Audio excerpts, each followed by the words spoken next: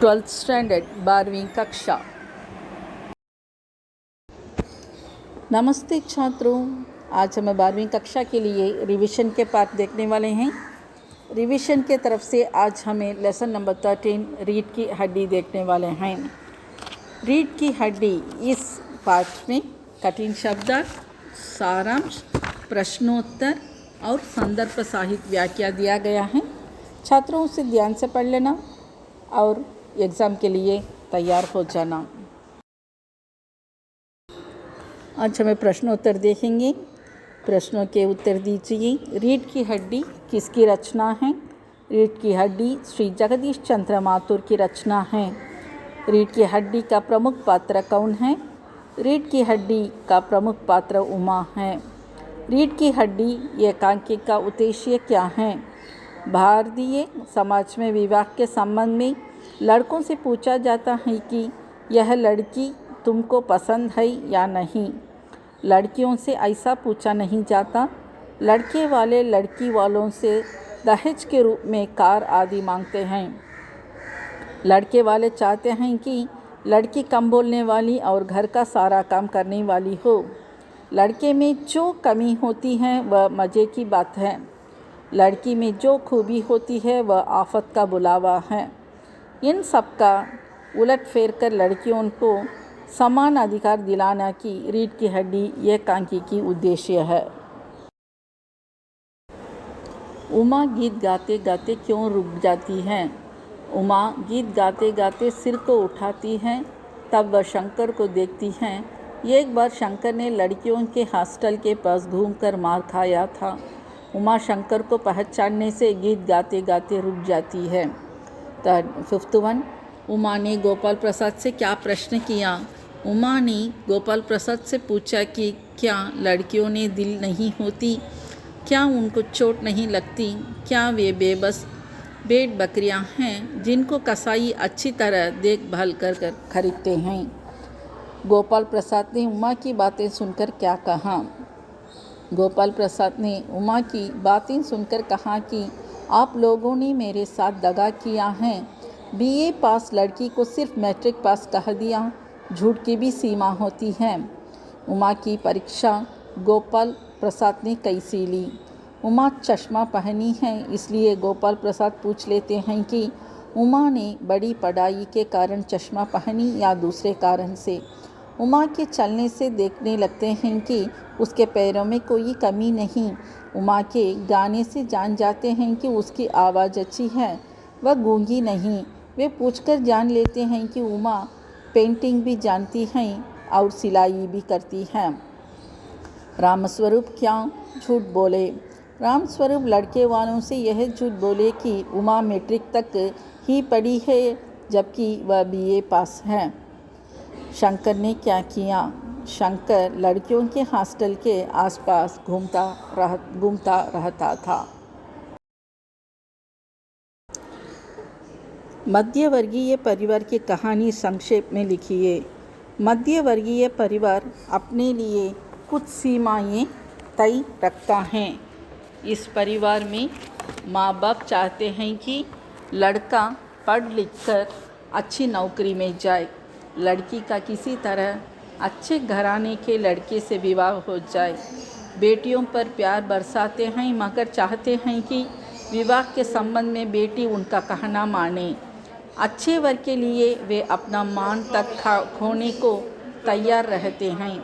बिरादरी वालों के सामने अपमानित ना हो, इसके लिए वे संबंधियों का हर अपमान सह लेते हैं और उनकी हर इच्छा की पूर्ति करने को तैयार होते हैं। गोपाल प्रसाद ने उमा से क्या प्रश्न किया? उमा ने कहा कि शंकर ने लड़कियों के हॉस्टल के आसपास घूमने के कारण मार खाया था।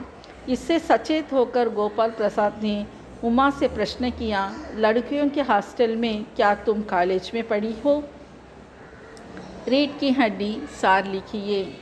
गोपाल प्रसाद और शंकर दोनों पिता और पुत्र हैं। रामस्वरूप की बेटी उमा है। गोपाल प्रसाद अपने बेटे के साथ रामस्वरूप के घर आते हैं। वे शंकर के लिए लड़की देखने आते हैं। गोपाल प्रसाद चाहते हैं कि लड़की कम पढ़ी लिखी हो। यह जानकर रामस्वरूप कह देते हैं कि उमा सिर्फ मैट्रिक पास है, जबकि वास्तव में वह बीए पास है। यह सब उमा को पसंद नहीं है, फिर भी उमा लड़के वालों के सामने आ बैठती है।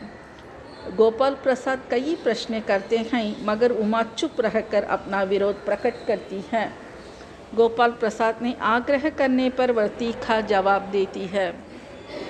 यही नहीं, वह कहती हैं कि शंकर ने एक बार लड़कियों के हॉस्टल के आसपास घूमने के कारण मार खाया था। उमा कह डालती है कि मैं बीए पास हूँ। गोपाल प्रसाद कहते हैं कि आप लोगों ने हमें धोखा दिया है, हम चलते हैं।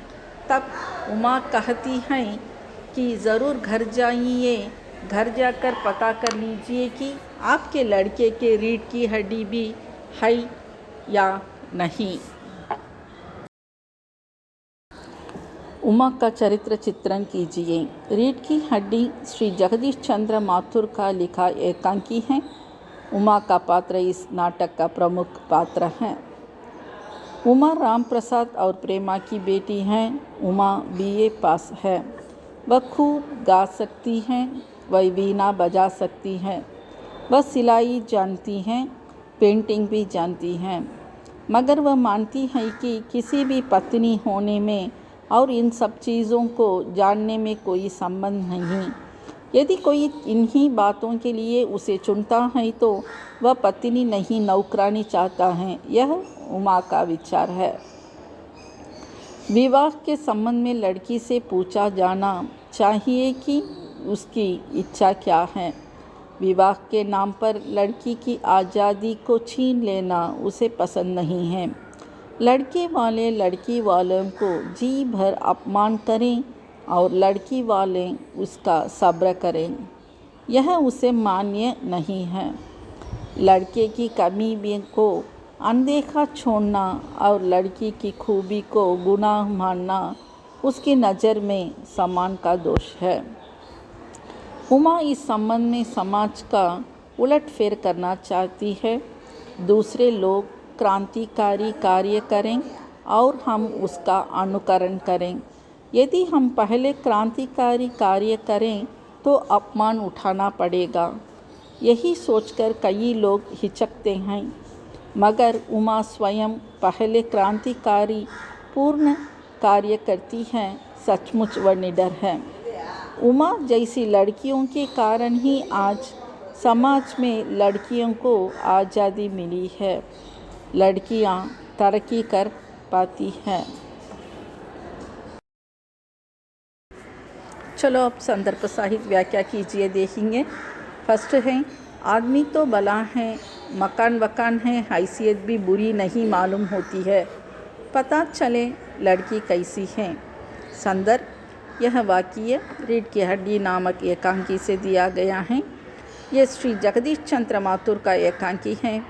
वह गोपाल प्रसाद का कथन है। वे अपने लड़के से ये कहते हैं कि गोपाल प्रसाद और शंकर दोनों राम स्वरूप की लड़की उमा से देखते आए हैं। रामस्वरूप की उपस्थिति में दोनों बात करते हैं। इस संदर्भ में गोपाल प्रसाद इस तरह करते हैं। व्याख्या, यह आम बात है कि लड़के वाले लड़की को देखने से पहले उस घराने की हैसियत देखते हैं।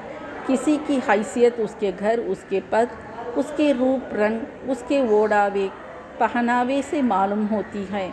यह भी आम धारण है। राम स्वरूप का घर साफ सुथरा है, घर में नौकर हैं, ये सब गोपाल प्रसाद को पसंद है।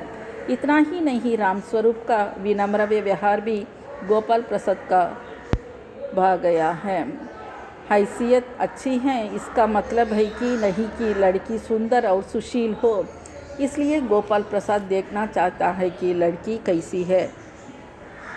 सेकेंड, सरकार को जो चाहे कर ले, पर अगर आदमी आमदनी करनी चाहिए तो सरकार को बस एक ही टैक्स लगाना चाहिए, जैसे ही उपरयुक्त में दिया गया है। संदर्भ को लिख लेना। व्याख्या को देखेंगे। सरकार भी आमदनी बढ़ाने के लिए कई टैक्स लगाती हैं, जैसे income tax, house tax, road tax आदि। मगर इससे बड़ी आमदनी नहीं मिलती है। यदि आमदनी को बढ़ाना है तो एक ऐसा टैक्स लगाना चाहिए कि जिससे सरकार का खजाना भर जाए। गोपाल प्रसाद यह बात कहते हैं कि कुतूहलता पैदा करने के लिए थोड़ा रुकते हैं। मजाक नहीं साहब, ये ऐसा टैक्स है जनाब की देने वाले चूं भी ना करेंगे। बस शर्त यह है कि हर एक औरत पर यह छोड़ दिया जाए तो वह अपनी खूबसूरती की स्टैंडर्ड के माफिक अपने ऊपर टैक्स तय कर लें। संदर्भ उपर्युक्त का लिखना है। व्याख्या: सरकार भिन्न भिन्न टैक्स लगाकर आमदनी पाती हैं, मगर इससे सरकार का खजाना भर नहीं जाता। गोपाल प्रसाद मजाकिया अंदाज में कहते हैं कि यदि सरकार खूबसूरती का टैक्स लगाएगी तो खजाना भर जाएगा। सामान्यतः औरतों अपनी खूबसूरती से गर्व नहीं करती। कोई भी लड़की अपने को कम सुंदर नहीं मानती।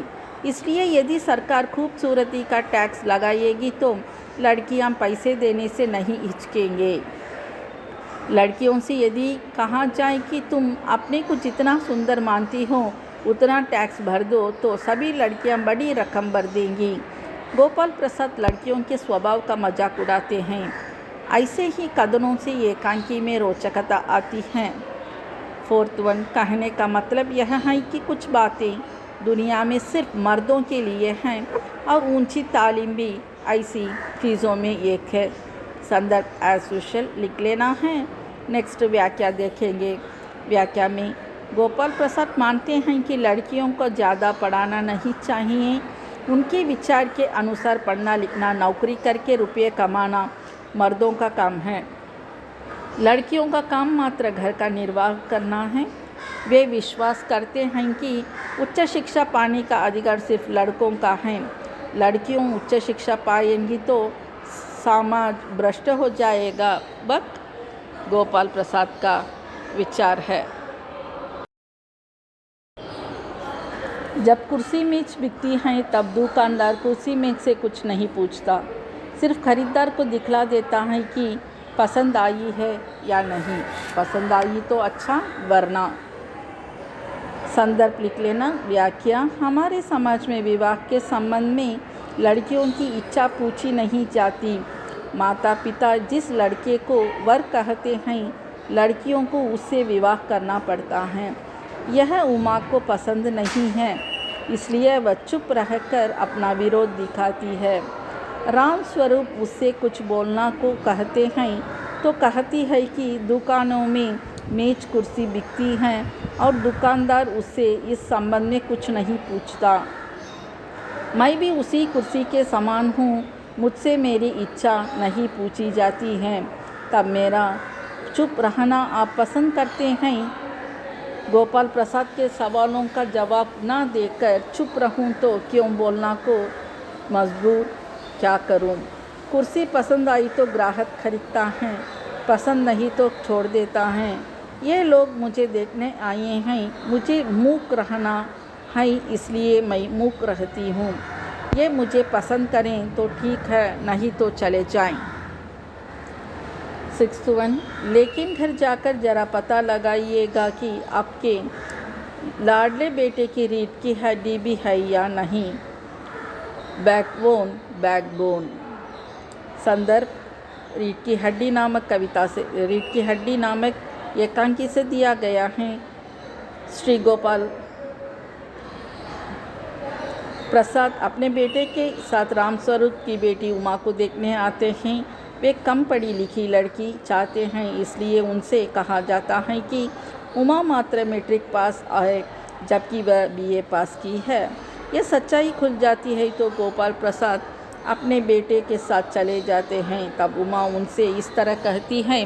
गोपाल प्रसाद लड़कों के दोष को मज़े की बात और लड़कियों की खूबी को गुनाह मानते हैं। गोपाल प्रसाद का बेटा लड़कियों के हॉस्टल के पास घूमते नौकरानी द्वारा पीटा गया था। तब कायर की तरह नौकरानी के पैरों में पड़कर अपना मुंह छिपाकर भाग गया था। यह बात उमा को मालूम है। यही नहीं, शंकर कुर्सी पर झुककर बैठता है। इन बातों की ओर संकेत करते हैं कि उमा कहती है कि घर जाकर देखिए आपके बेटे की रीढ़ की हड्डी है क्या नहीं। क्या सुंदर कहानी है छात्रों। ये लेसन का पूरा एक्सरसाइज, क्वेश्चन आंसर्स, मीनिंग्स और ERC को ध्यान से पढ़ लेना, परीक्षा के लिए तैयार हो जाना। क्या समझ में आता है छात्रों? धन्यवाद।